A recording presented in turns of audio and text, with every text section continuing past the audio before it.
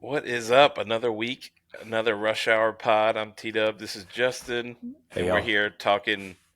I mean, we're in tech, non-technical people. I thought we'd kick it off with a little job search. I know a lot of people out there are hunting for jobs, looking to get in tech, looking for the next industry. So, let's start there. I think you found some interesting stuff, right, Just? Yeah, for sure. So, Business Insider had an article today that talked about kind of the shift of career aspirations of people like either going into tech, like going from tech to other industries. So, for years, tech giants like Google, Amazon, and Facebook were all the top choices for people coming out of high school. But they did a recent survey, and actually, where they're seeing what they're seeing now is a big drop in the popularity among Gen Z in particular. Google has dropped to like number seven, Amazon number eight. They were like kind of one or two previously. Tesla number 33, Instagram 48, Facebook barely making the top 100 at 94. And Wow. part of it was job stability. So tech companies, as we all know, have been laying off workers, making job stability like a top priority for students. The other thing is around company reputation, which I think is really interesting. And students are prioritizing companies that treat their workforce well and feel that tech has actually been kind of harsh with layoffs.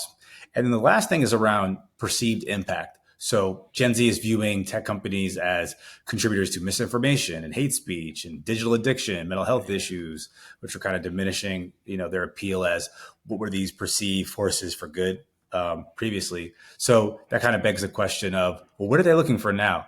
And what the data suggests is that roles within healthcare are really important. So I think the number one job was a job at St. Jude's Children's Hospital. Number two, Interesting. the Mayo Clinic. CDC is ranked number 14 now. I think Wow. a lot of people coming out of the pandemic see the importance of having of frontline workers and heightened interest in healthcare. The other section that's kind of interesting is government. So there's a big rise in federal government and jobs there because those are perceived to be more stable. That said, one additional fact that's kind of interesting is there's been a decline in, this decline has actually resulted in some people wanting to go straight into entrepreneurship. So not necessarily working just Yeah. for a tech company, but pursuing, their own entrepreneurial path.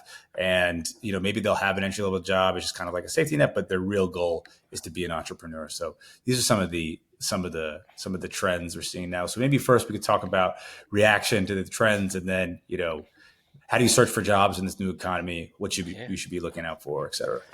No, I think it's really interesting because I've been sort of watching this unfold here in the Bay Area. It seems like post pandemic, we've definitely seen an exodus, especially from San Francisco. People leaving the Bay, people leaving this general area. Both you and I have had friends that are taking off to Austin and Virginia and all over the country. Some people have moved like out of the country. Um, and it seems like there's a thought that maybe tech isn't what it used to be. And I think a lot of the things that you touched on definitely contribute to it. I know, like, so I'm dating myself here. Graduated in '99 and came out, and I think I was ahead of the curve. Like, not many people thought about tech. They thought, well, like, what is that? I'm not an engineer. I don't want to go do that. I don't want to go do this .com thing. It doesn't make much sense to me. And most of the world, and on the East Coast, like the dream job was consulting and For sure. investment banking, and those were the. I remember that going through the rigors of interviews on campus. It was all like Deloitte and PwC, and all those things. J.P. Morgan and Goldman. Those were all the things that everybody coveted in terms of jobs. Right. Um, very few even thought about going that .com route. And I think over the last 25 years that really shifted. Like, everyone went the other way with I want to be a tech. This is where it's at. This is the upside is great. Da, da, da. And now it's kind of drifting away. It seems like it's kind of lost its Yeah, luster. it Would you definitely agree? ebbs and flows. I think I would agree. And what's also interesting is, you graduated in 99, I graduated in 2010, but around that time in 2010, people knew about tech companies, but it wasn't like super popular, coming out of Harvard undergrad. Right. Most people were still going to the investment banks and consulting firms. That being said, there was actually a big push, interestingly, during that time for like TFA, and people were trying to get in the bank so they could, but the crash happened, so people were trying to find Yes. any kind of job they could, but tech still wasn't really that popular. And then, within the years kind of following that, maybe the next 3, 4 years, people really started to kind of go more into the industry because that's where all the growth was, where all the money was being made. And now we're seeing, that kind of shift back. Yeah. So maybe what's interesting is like, regardless of how much progress is made, maybe it is still cyclical. And maybe what's happening now is we're feeling that dampening, and then something even more powerful happens within AI, and that kind of brings a resurgence back. Um, but yeah, it definitely feels as though there are fewer people who want to go into the industry, which is It very makes different. sense. I mean, it also is like a world of, as you stated, a lot of information. When you're coming out of school and finding a sort of niche that you want to get into, you don't have a ton of real information, right? Because your friends and your network are really just in school, so it's hard Right. for you to really grasp what you're going for. So you're kind of going off of social media and what people are saying and what's hot and what's in the news. Um, and, we've had all these documentaries, Social Dilemma, and Elon's in the news all the time, and OpenAI and Google's, and then like, I feel like they're in the news a lot for um, a lot of the wrong reasons, as you stated, like being in front of the Senate and the hearing about, whatever algorithms, uh, probably not doing the tech industry a whole lot of um, good in terms of positive PR for hiring. Um, Definitely but not. it's yeah, it is really interesting because I think about that too. Like, I'm still here in the Bay. This is still where I want to be, and where I feel like there's a ton of opportunity. But I do see it. It does seem like it is waning. Like, a lot less people are like, "Oh, cool, you're in tech. Like, what is that like? What is going on?" It just seems oversaturated. Maybe is the right. Yeah. Well, I think, and you have a bit more longevity in the space, you'd be able to kind of co-sign this. But I think that tech, based on kind of like its prominence within the economy and pop culture and just the way things were during, zero interest rates, was it's kind of a bastion of security, right? You get a tech job, you're going to be okay. And even if you go to do something entrepreneurial, you'll be able to land back in a Google or Microsoft or an Right. Amazon. And not that these are easy jobs necessarily to get, but like if you land in them, then you'll be good. Be And that comfortable. is no Yeah. longer happening. I mean, I have friends who talk Right. about, they have rolling layoffs at Google like on a weekly basis that they just don't necessarily talk about, Yeah. or other places where, where it seems like the company is doing well at maybe a little later stage startup, and then the following week they're like, "Hey, we ran out of money." And so, Yeah. and then what you also have during this time that you didn't necessarily have, that you definitely didn't have when you were coming out, but didn't have as much when I was there, is the prominence of social media within the context of Yes. these things that are happening, where the distribution of knowledge about what's going down is way more expansive than what existed previously. So, if another company is doing layoffs, you'll have videos on TikTok of people who are laid off by those companies literally, Yeah. literally recording the calls. Shout out Right. Gen Z for doing that, I guess, or maybe we could talk about if that feels right or not. But the whole point is, you hear about all these things, you read about it in the news, you talk to people, and then you see it for yourself. And so it's like, well, I thought tech was supposed to be, like good money and stable. And now every other day is people say, "Oh, I got laid off for this job," and not even just in non-technical roles. I feel like it's primarily in technical roles too, and all types of engineers, being laid off, people in product, et cetera. So no one's safe right now, and it's palpable. Yeah, it feels that way. And I think that there's an interesting, like, angle where you were talking about lots of people want to jump into becoming an entrepreneur, and like part of me wants to sort of cringe at that, and part of me Okay. is like really gung ho for that because it's like, all right, great, because you think if you don't have the experience and you don't know what you're getting yourself into, and you're like, hey, I'm going to start something, that seems like a recipe for disaster, right? You're going to jump in and be like, all right, I'm going to start a company, I'm going to start this thing, and I have no idea what I'm doing. That seems like a lot of people are going to sort of be spinning their wheels without the proper experience of like joining a company, seeing how there's just great experience that comes with joining a company, especially an early stage startup, to see Yeah. how it operates, to see what it takes behind the scenes, to see if this is something I want to do. Like, I know for me, when I went, the first real startup I went to, seeing what it takes, seeing the engineers working all night, seeing them like QA and batch and check releases and work extra hours on weekends, and late at night the CEO is still there like answering emails and to me that was a massive like wake up, like, oh, this is not easy. This is not something Hmm. you just jump into and like become your own boss and everything's going to be honky dory. This thing this is a lot. It's just a lot of coordination and a lot of effort that goes Yeah. into it. And like seeing that made me appreciate sort of like plucking things from here and here instead of sort of like developing your career. And I feel like if you skip that step, not saying you can't do it, and some people are like innately like great leaders and thought provoking people that can figure it out. But like, it seems like it would be a challenge for if you're going to just jump in and start a company. What are your thoughts? Do you think it's a great idea, or is it? I think unless you're super, I tend to agree with you. My perspective is a little different on this question. But I think Mhm. that if you if you have something that you're super passionate about and you're waking up in cold sweats at night because you want to create this thing that doesn't exist in the world and you're willing to forego everything else in your life in order to work on it, and you Right, really mean it, and going down to $0 in the bank account and maxing out credit cards, you're like, I don't care, I'm going to make this work, then yeah, then you should go into a startup. But if you're trying to just offset what's going on in the industry to the extent of, hey, does anyone really in any industry have job security anymore? Well, I don't think so. So for me not to get left in the lurch, let me try to learn some other skill, at least on the side, that I can monetize to a certain extent, that if things get really funky wherever I'm at, right, I can kind of pull back on that skill set. And I think that's probably more of a path right. that people will go into as opposed to just starting, going into a startup. So what does that look like?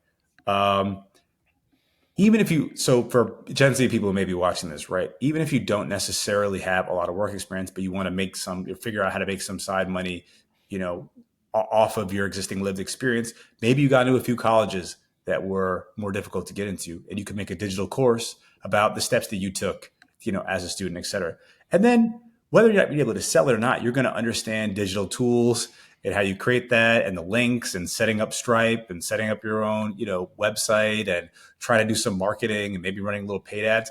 You don't need to spend any more than $100, right? Learning a lot of this stuff. And whether you get it up or not, like you're going to learn part of that skill set that can then be applied to other things, or, or learn something about that industry that can be applied to something else without necessarily stepping into, a venture backed startup. Because I think there's a Right. big difference between a venture backed startup and trying to raise money and trying to have $1 billion outcome, and a lifestyle business where hopefully if it's really successful you can make a few $100,000 doing that, and you're not beholden to any investors, and you can still kind of monetize your skill set. So I think of like the jumping into the startup thing as a bit further out than just taking a smaller step, which is, hey, what insights do I have now? How can I monetize that in a small scale? How can I learn and build that up while either holding an existing job or just having that as a backup in case I lose my job? Right.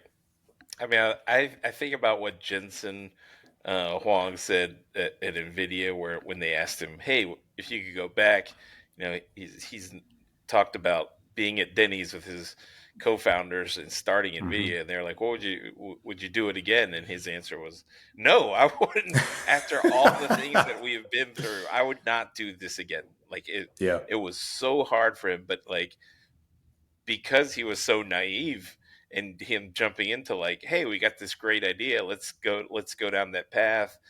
um and he sort of got, waist deep in the thing and didn't want to get out and just kept going, and next thing you know, he's up to his neck. Now he did get out, but he recognized like, hey, because I went in so blindly, I kind of like talked myself into, or I put myself in a position where I'm cornered and I have to make this thing succeed. That's Yeah. the part that makes me think, hey, maybe this is good, right? Because Hmm. it's one of those things like, youth is wasted on the young. Like, while you're young, go do this, and then Hmm. we'll like society will reap the benefits, and it potentially could, um, you know, be a massive thing that had you waited, you wouldn't have done because your life is at a different stage.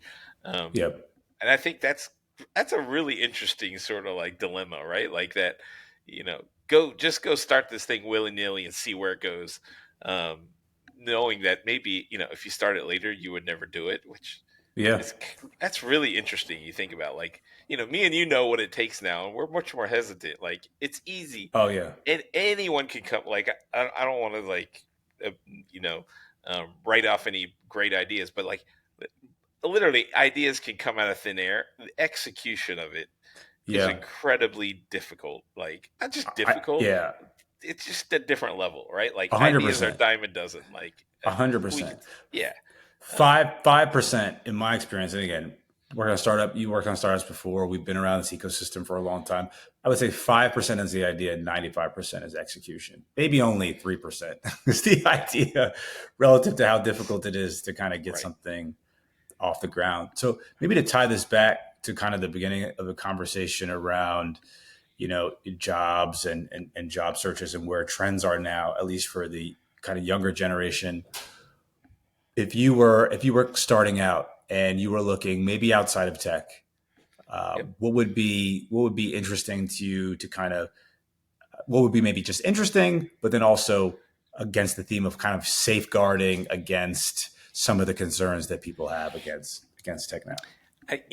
I think what post pandemic, coming out of this world back into like sort of this hybrid lifestyle, I definitely appreciate real life retail experience. I know everyone said retail is Mm, dead, all of those things, everything is online, and um, communities and all that are all built online. It's not, but for me, I would love to be in this space where I'm actually meeting people and exchanging goods or services with them, because that mm, seems so rare today. Like everything yeah, is done online. It's sort of like email confirmation gets sent.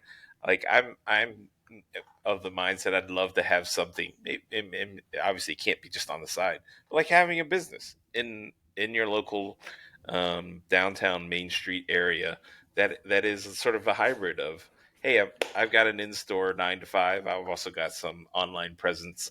I think that's what I would try to develop if I was hmm in that mindset of like, hey, I'm going to start something local and just see if I can support myself, support my job, whatever it is. If I'm my own boss and I can make 70, 80 grand or whatever it is to survive, um, I would try that. And then it's like, all right, if I do that and it does well, can I scale it? I think that's where I would go. Like pick something like you said that you're really passionate about, that you love. See if you can do it locally. Like reverse it. Before it's like, hey, bring this thing to the world and try to sell a bill. I'd go hyper local and be like, hey, can I mm, get my local community to support this thing? And then can I scale it from there? That's probably where what I would do. Sort of like scrounge it, like you said, charge it up, scrounge up, try to get enough hmm rent money, say, get your deposits, whatever it is, to start your little business, and go from there. And like, can you make ends meet? On your, I think you would just learn an incredible amount. And if you're a great sort of like entrepreneur and people person, you'll meet and connect so many dots that I think yeah, that'd be a pretty cool experience. What about you? Where would you yeah. go if you could go back, time machine?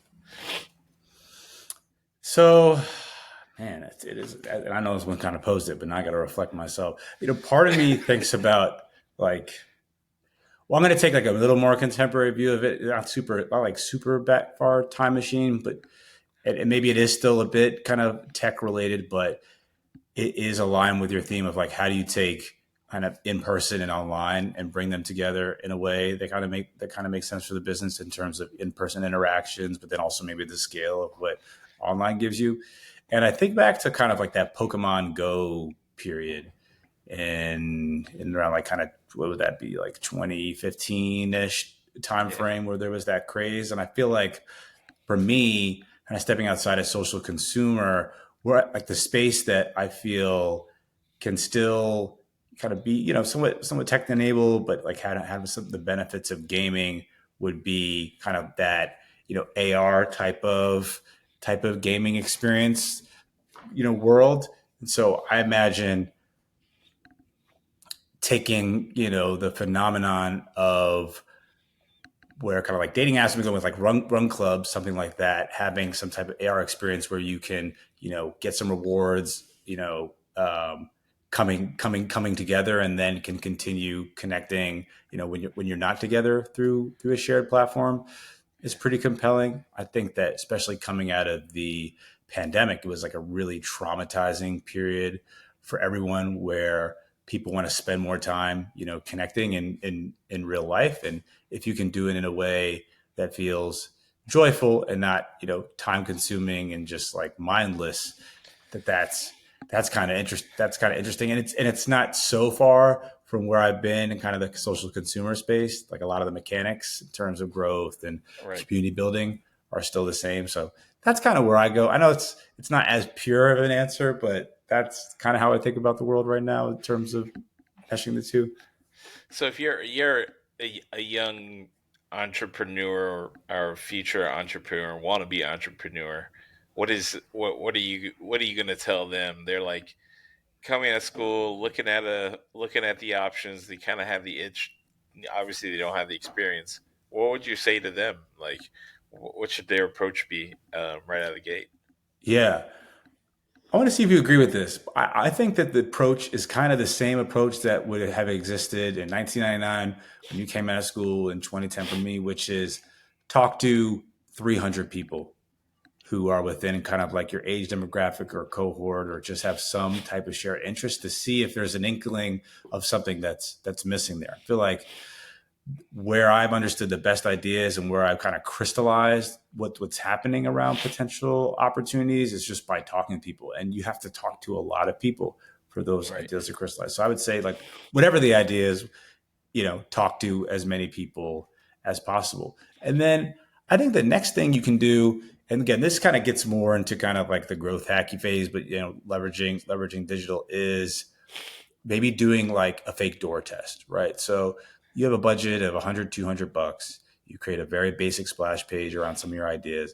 And then you run Facebook ads just to see if you can drive people to go to a page where you could, put in an address or something like that, just to kind of validate that the idea is somewhat meaningful. And if you can get even more down funnel information, like, save this credit card, put your credit card information here if you want access to this, or, et cetera, then you find kind of the, uh, kind of like the willingness to pay and understand some of those mechanics. And then you'll understand if you have a real business. And what I would say is different than the time that maybe you came out and I came out is you have to have a real business now, I think, to do a startup, and you have to be able to monetize it way more quickly than what has existed in the past. It's not all about kind of economies of scale and being able to grow a large audience. We've seen a tremendous number of apps and like social consumer platforms recently, whether it's the Gas app or Be Real or Clubhouse, et cetera, that have kind of just flamed out because it's, while they got the scale, there wasn't a business there.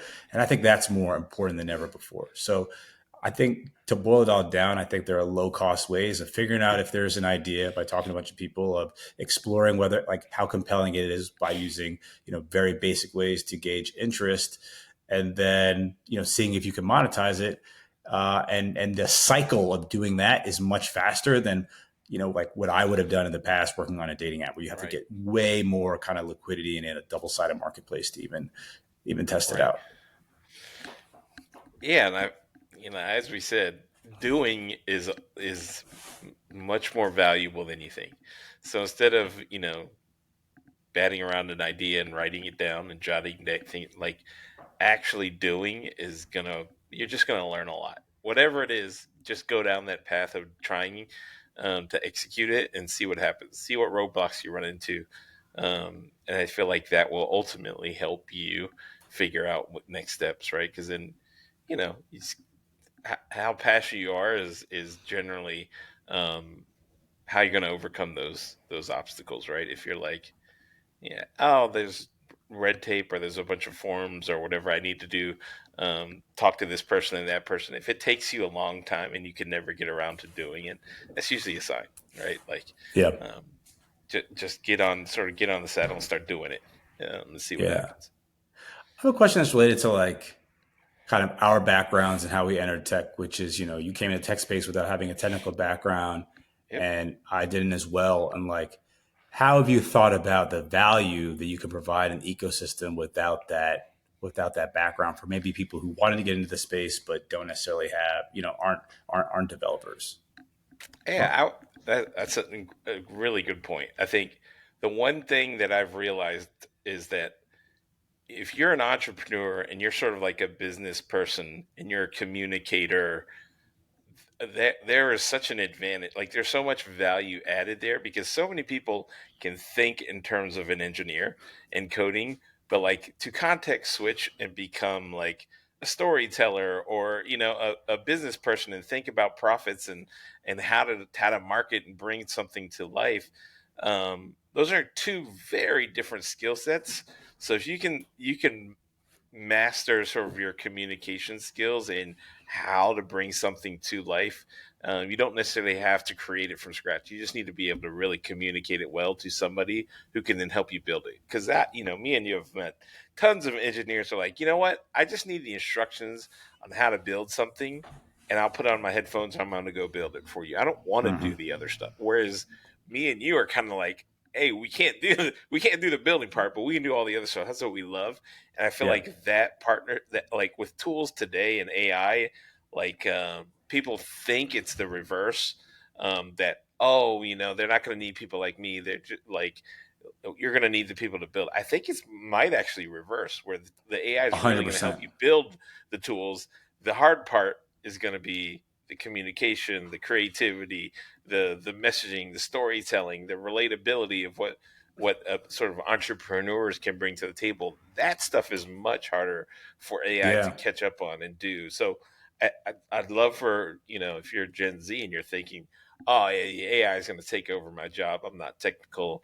Like I'm screwed. That's totally not the case here. I think if you can develop your skills around storytelling and communicating in all these different formats, you're going to have such a leg up in this world where so many more people with AI are going to have skill building, you know, development skills.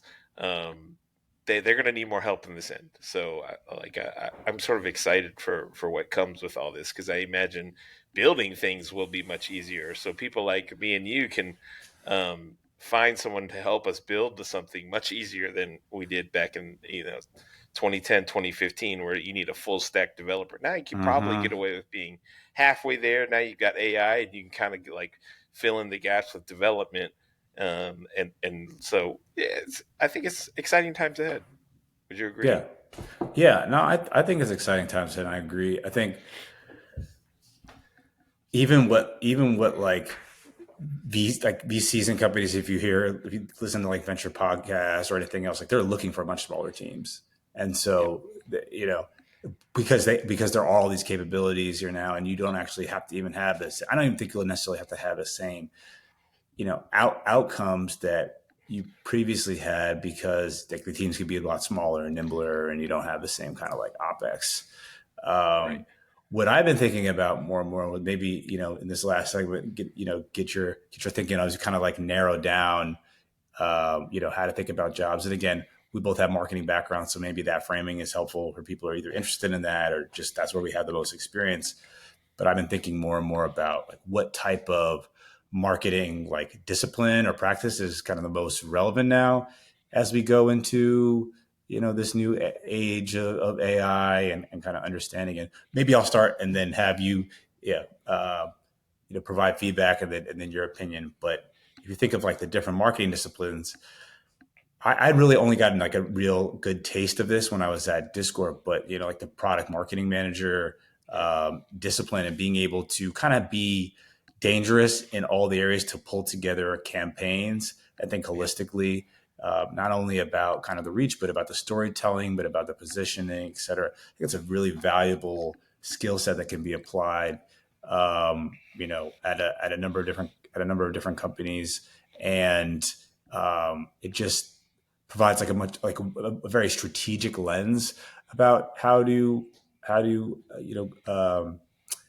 execute a campaign and grow a business and think about target audiences, et cetera. So I would say, if I were kind of like starting out, I think that's a good skill set to begin to develop.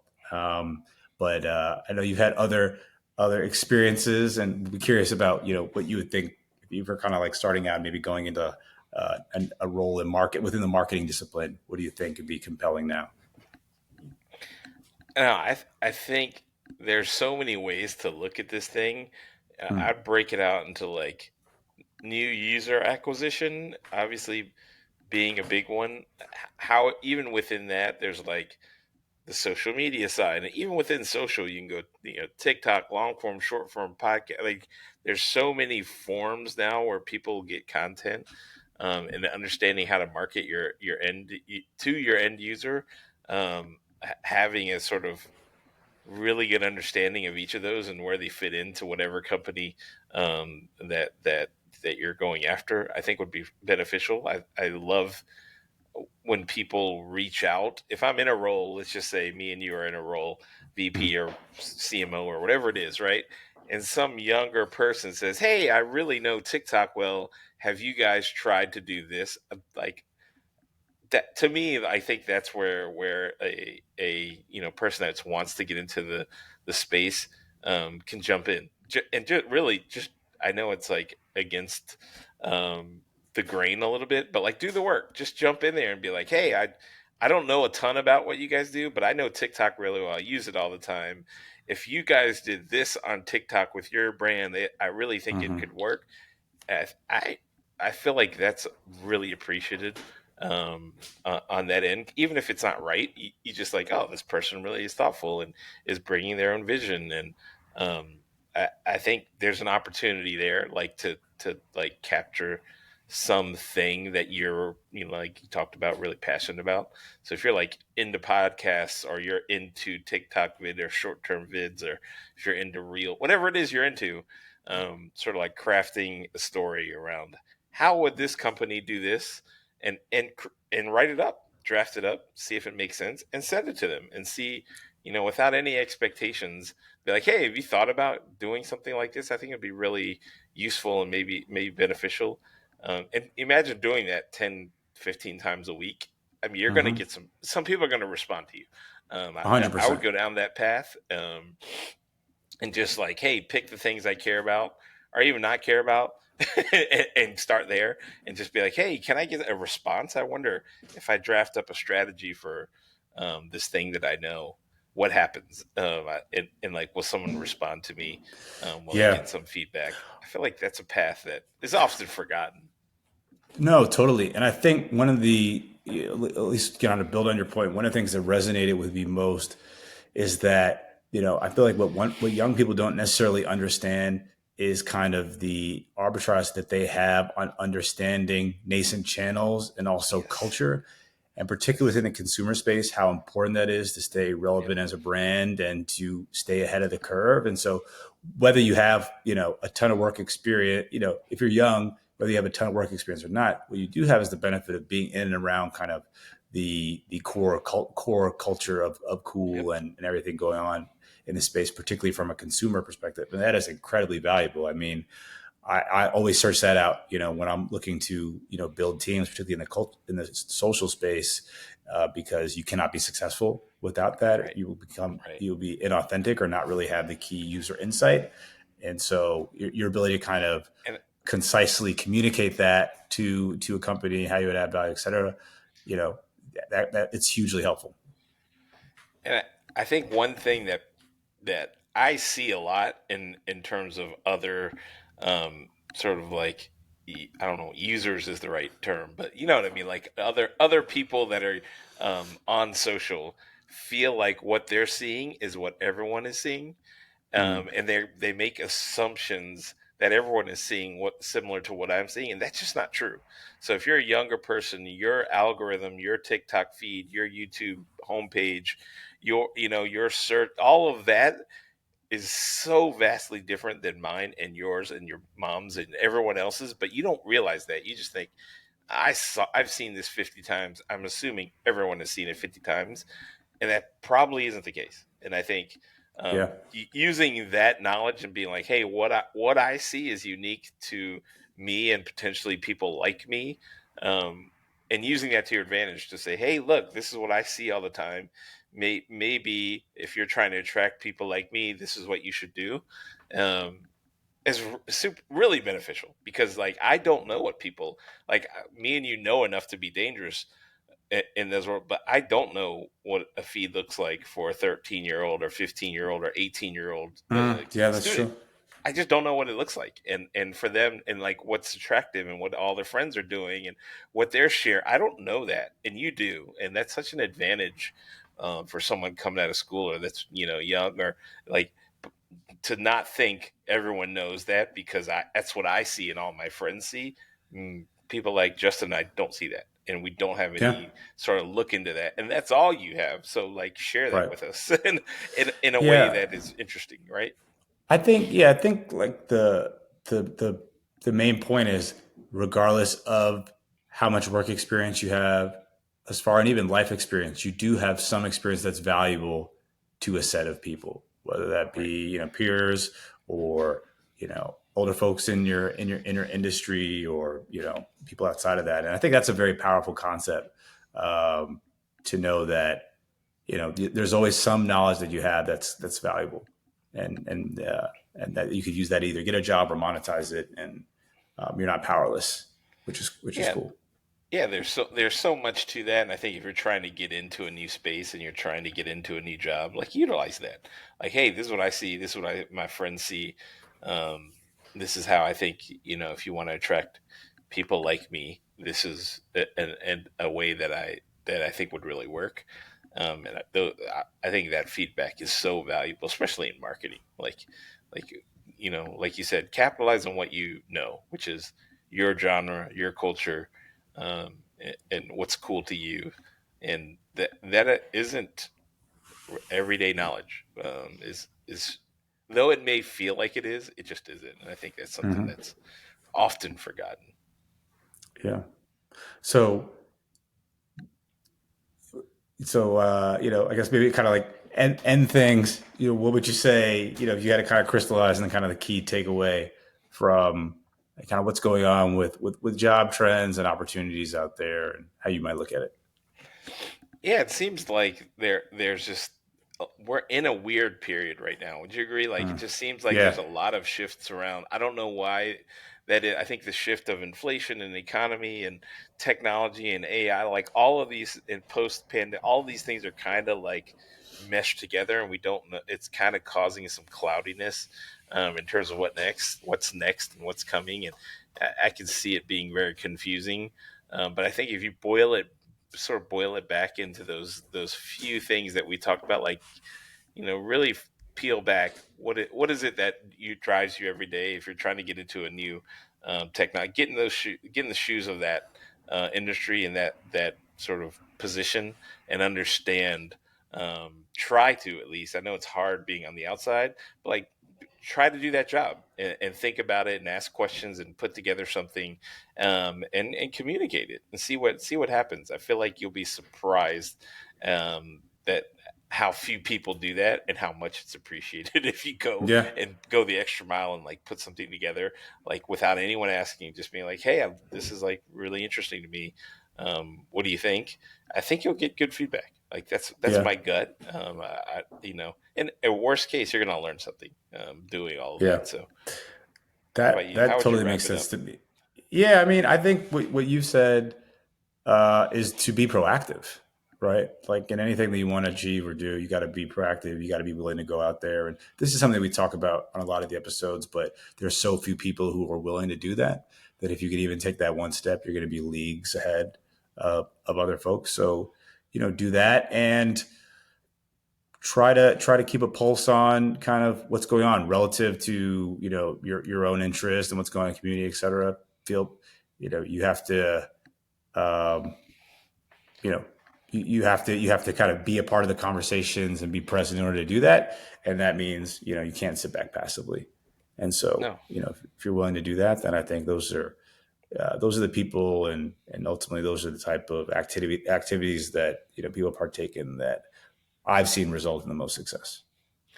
Yeah, I think not being a sort of victim of the moment too. Like there's a lot going on in the world, obviously, and I get it.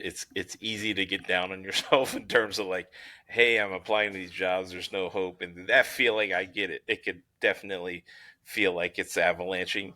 But like staying positive and being proactive and thinking about things, from the other perspective, which is like, hey, if I have a job and I'm looking to fill this role, what would they want? Just constantly doing that. It's kind of humbling, but um, it's a good, reality check. I think ultimately for you as you're looking for a job, like, hey, what can I do better? How can I help? How can I be a part? Even if I don't get the job, what can I do to help this company? That maybe there's a path there Yeah, worth taking. cool, man. Anything else? I think it's a Yeah, good I synopsis, think man. If you want I more think that tips, yeah, you know what to do. Hit the likes, hit the subscribe, leave a comment. We're here to help. Our LinkedIn's are in the bios. If there's something we can do, by all means, jump in there and DM us, and we'll see what we can do. Anything yes, else, sir. Jess? No, I think that's great, man. As you were saying, this is a tricky time, but hopefully, we're providing some insight based on our experience, particularly being out in Silicon Valley, where it's a little trickier with tech right now, to provide some of our perspective. And yeah, again, happy to be helpful to the community of folks who are watching us All right. Till next week. Appreciate you. next week. Yes, sir.